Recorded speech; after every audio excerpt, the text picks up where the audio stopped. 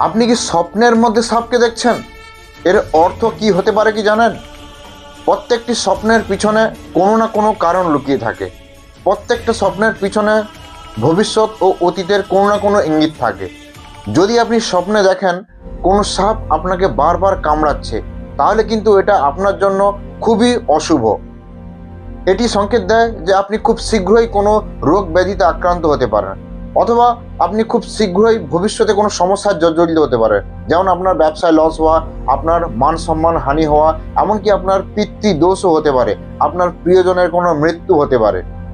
আপনি যদি স্বপ্নে দেখেন যে কোনো সাপ কোনো অলংকার বা কোনো টাকা পয়সার উপর বসে থাকে, তাহলে এটাও আপনার জন্য খুবই অশুভ।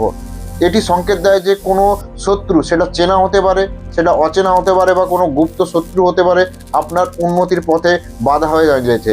সেটা কোনো অসৎ উপায় হতে পারে বা কোনো অশুভ উপায়ে সেটা আপনার জন্য বারবার ক্ষতি করছে। যদি আপনি স্বপ্নে দেখেন যে কোনো সাপ আপনার পিছনে বারবার তাড়া করছে, এটি সংকেত দেয় যে কোনো শত্রু কিন্তু আপনার পিছনে পরিকল্পনা শুরু করে দিয়েছে। যদি আপনি স্বপ্নে সাপ ও নেউলের মধ্যে যুদ্ধ দেখেন, তাহলে এটি সংকেত দেয় যে আপনি কোনো মামলা মোকদ্দমার মধ্যে আটকে পড়তে পারেন। আপনিও কি ধরনের স্বপ্ন দেখেন? যদি আপনি এই রকমের কোনো স্বপ্ন দেখে থাকেন, তাহলে কমেন্টে অবশ্যই জানাবেন।